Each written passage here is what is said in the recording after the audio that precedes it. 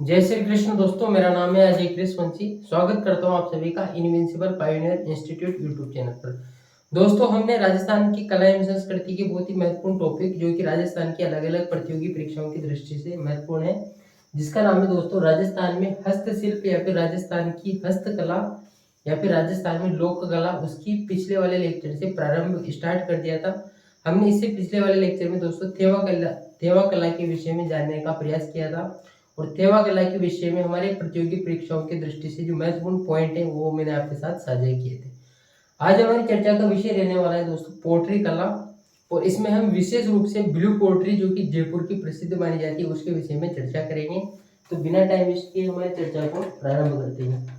Pottery कला दोस्तों, pottery कला का क्या अर्थ है पहले हमें यह समझना होगा। पोट्री कला का अर्थ है दोस्तों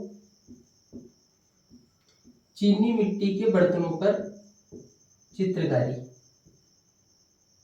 चीनी मिट्टी के बर्तनों पर चित्रकारी।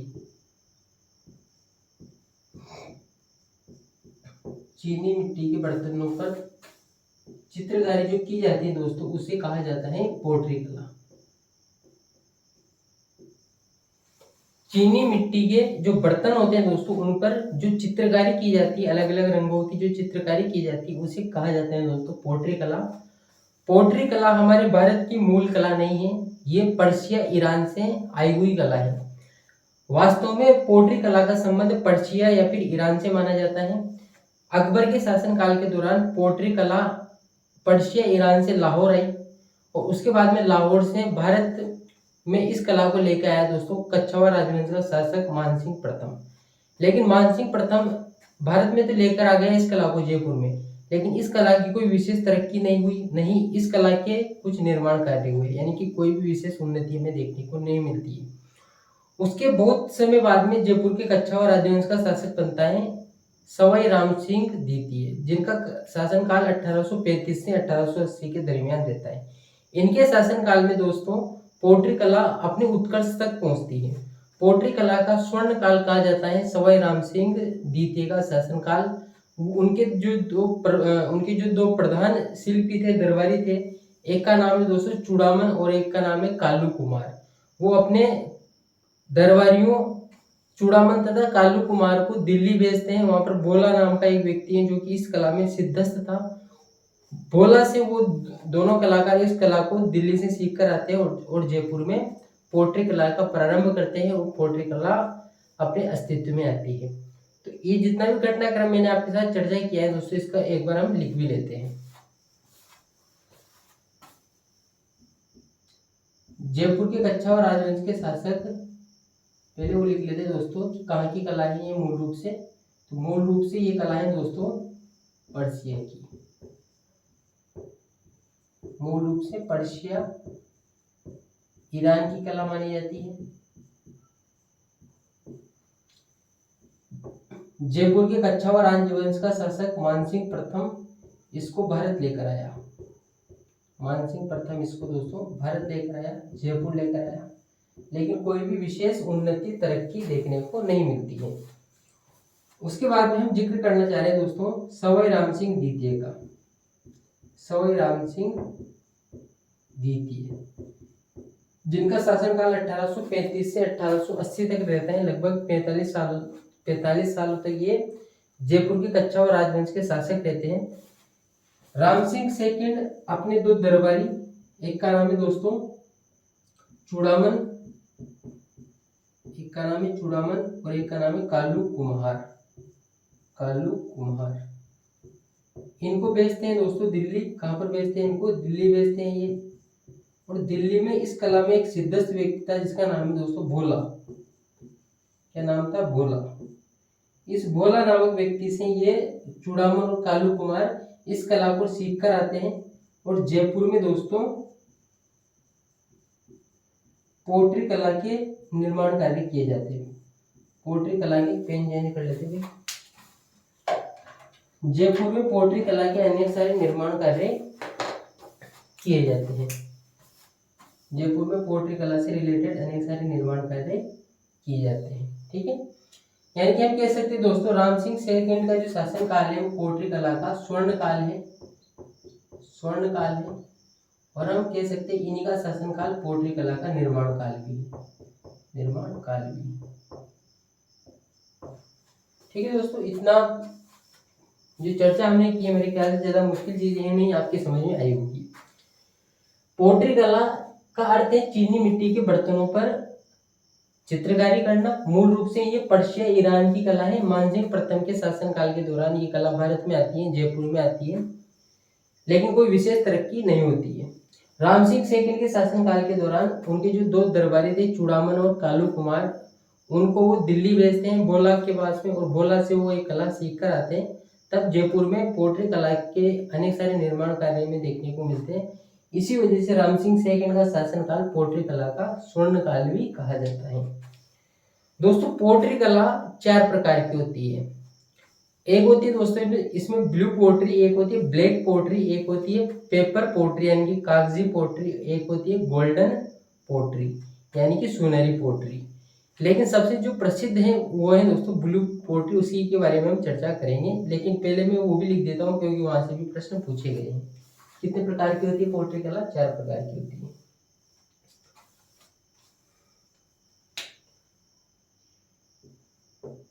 पोट्री कला 4 प्रकार की होती है दोस्तों। एक है ब्लू पोट्री,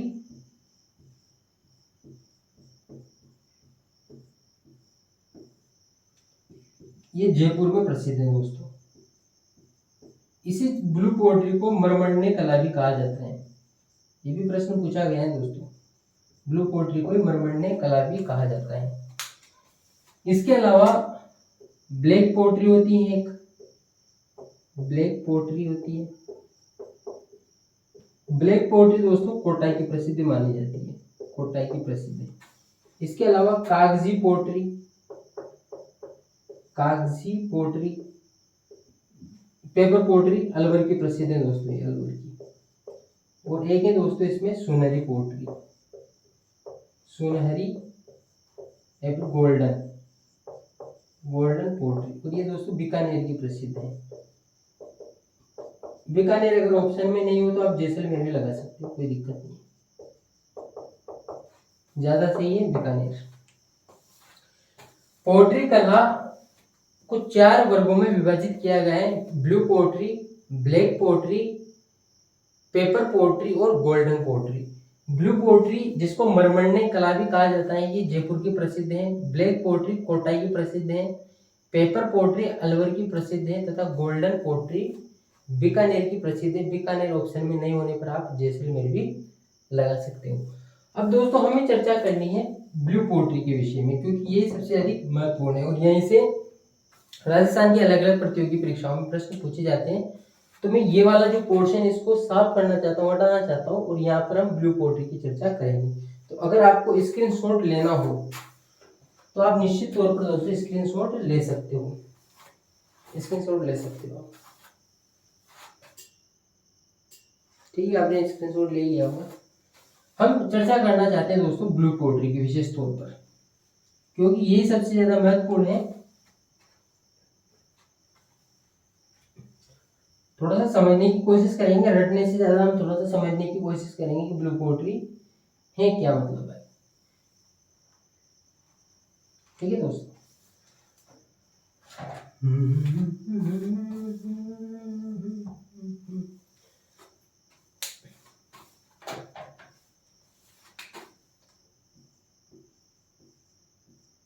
ब्लू पोट्री, नीली पोट्री।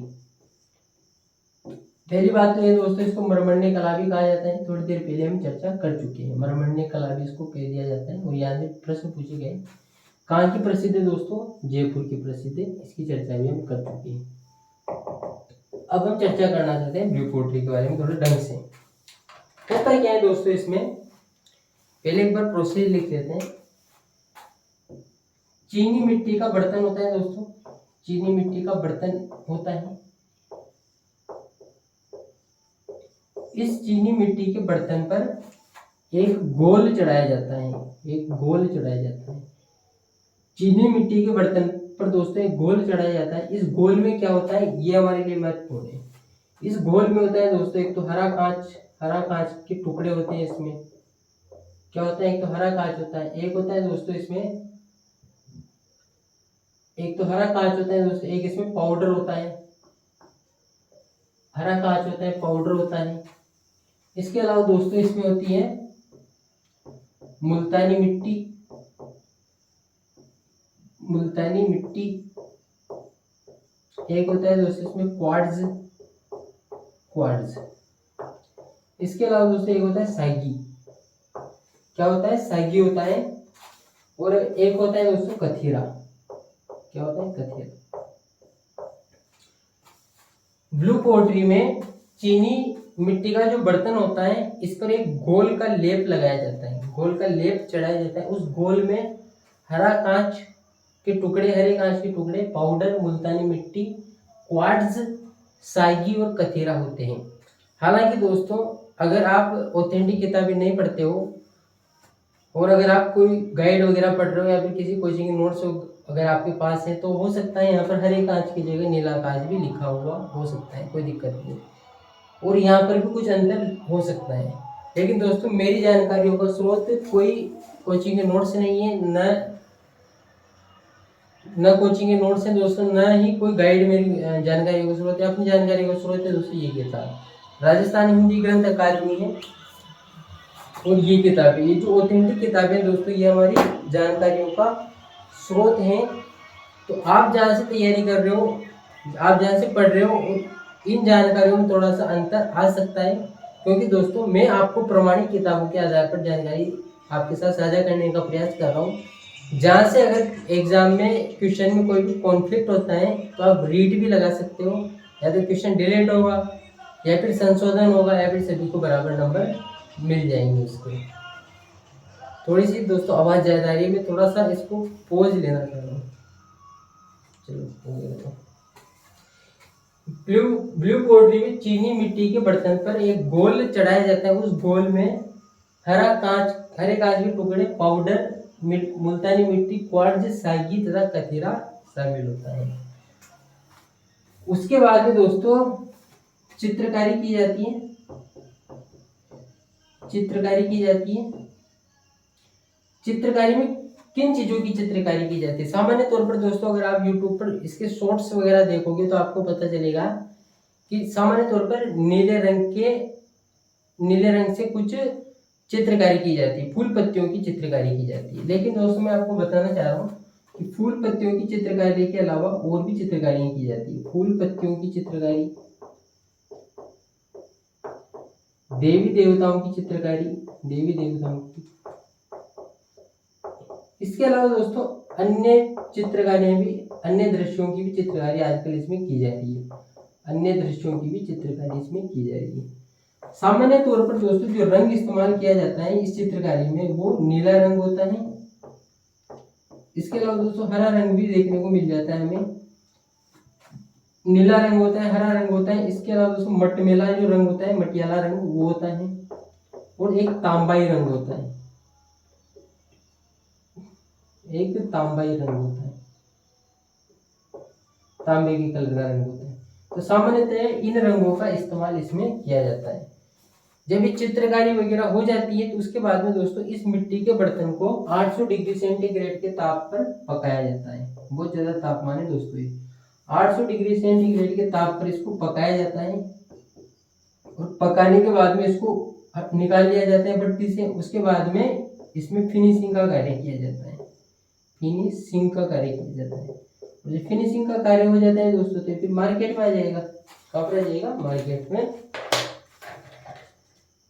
में आ जाएगा ये। ठीक है, होता क्या है बेसिकली, एक बार मैं फिर से रिपीट करना चाह रहा हूँ आपके सामने। ब्लू पोट्री में होता है क्या है, चीनी मिट्टी का कोई भी बर्तन लिया जाता है। जैसे दोस्तों ये एक बर्तन हो गया, जैसे ये फॉर एग्जाम्पल कैसे बनाए, चित्र भी अच्छे बनाने नहीं आते और बाहर से आवाज अलग से आएगी। जैसे दोस्तों ये चित्र हो गया, ये कोई भी चीनी मिट्टी का बर्तन हो गया। अब इस चीनी मिट्टी के बर्तन में क्या करेंगे, एक गोल चढ़ाएंगे इसके चारों तरफ। उस गोल में हरे कांच के टुकड़े होंगे, पाउडर होगा, मुल्तानी मिट्टी होगी, क्वार्ट्ज होगा, सागी होगा और कथीरा होगा। उसके बाद में गोल चढ़ाने के बाद में उस गोल के ऊपर ही अलग अलग रंगों के प्रयोग से चित्रकारी की जाती है। रंग जो इस्तेमाल किए जाते हैं वो नीला भी किया जाता है, हरा रंग भी इस्तेमाल कर लिया जाता है, मटियाला रंग और तांबाई जो रंग होता है, तांबे का कलर का, वो भी इस्तेमाल कर लिया जाता है। चित्रकारी सामान्यतः अगर हम देखते हैं तो फूल पत्तियों की चित्रकारी देखने को मिलती है। इसके अलावा देवी देवताओं की और विभिन्न दृश्यों की चित्रकारी भी की जा सकती है। उसके बाद में इस बर्तन को जिस पर गोल चढ़ाया जा चुका है, जिस पर चित्रकारी की जा चुकी है, उसको एक भट्टी में पकाया जाता है। 800 डिग्री सेंटीग्रेड तापमान, जो कि बहुत ज़्यादा तापमान होता है, उस तापमान पर एक भट्टी में पकाया जाता है।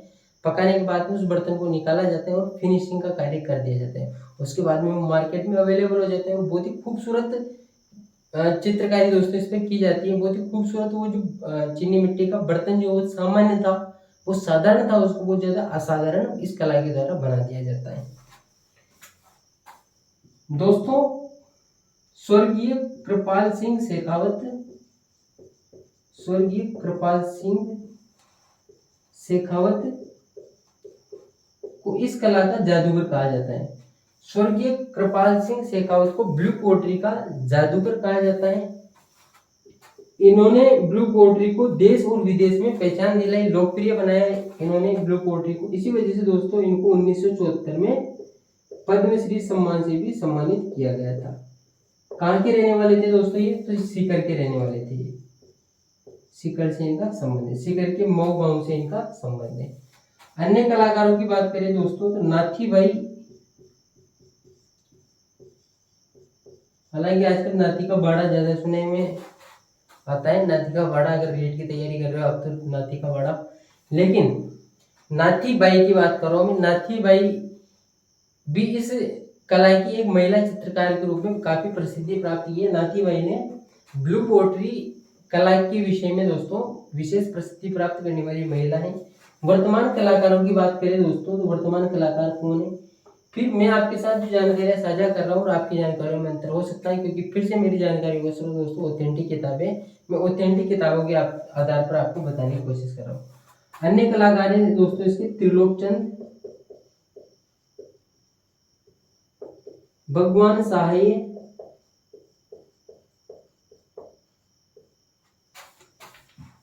Hanuman Sahay, Trilokchand, Bhagwan Sahay, Hanuman Sahay, Durgalal present sir, Giriraj present sir, और एक दोस्तों बेरू खेरवाड़ या फिर बेरू खारवाड़। वर्तमान में ये जो कलाकार हैं इस कला के प्रसिद्ध कलाकार माने जाते हैं। ब्लू पोट्री कला के जो जादूगर है दोस्तों वो तो कृपाल सिंह शेखावत माने जाते हैं। इन्होंने ब्लू पोट्री कला को भारत ही नहीं बल्कि विदेशों में भी प्रसिद्ध बनाया, लोकप्रिय बनाया। इसी वजह से इनको ब्लू पोट्री का जादूगर भी कहा जाता है। ब्लू पोट्री को विशेष स्थान दिलाने के लिए, उसको प्रसिद्ध बनाने के लिए जो इन्होंने कार्य किया दोस्तों, इसके लिए इनको भारत सरकार के द्वारा 1974 में पद्मश्री का सम्मान भी इनको दिया गया। नाथी बाई का संबंध भी दोस्तों ब्लू पोट्री से रहा है। ये महिला कलाकार है, इस कला की काफी प्रसिद्ध कलाकार थी, काफी जानकारी थी इनको। इसके अलावा वर्तमान कलाकारों की हम बात करें, राजस्थान हिंदी ग्रंथ अकादमी में जो नाम दिए हुए वो मैं आपके साथ साझा कर रहा हूँ। त्रिलोक चंद, भगवान सहाय, हनुमान सहाय, दुर्गालाल, गिरिराज तथा बेरू खारवाड़ वर्तमान समय में इस कला के प्रसिद्ध चित्रकार कलाकार हैं दोस्तों। तो ये सारी चर्चाएं दोस्तों हमने किसके संबंध में की है? पोट्री कला के संबंध में की है, और विशेष रूप से हमने ब्लू पोट्री के संबंध में चर्चा की है। उम्मीद करता हूँ दोस्तों ये जो पर्टिकुलर लेक्चर है, सेशन है, आप सबको आपके कंपटीशन एग्जाम में निश्चित तौर पर फायदा पहुंचेगा। अगर आपने लेक्चर को शुरू से अंत तक देखा है तो थैंक यू वेरी मच, धन्यवाद। इसके बाद में हमारी मुलाकात होती है दोस्तों राजस्थान की हस्तकला की किसी और महत्वपूर्ण हस्तशिल्प को लेकर नेक्स्ट लेक्चर में। जय श्री कृष्ण।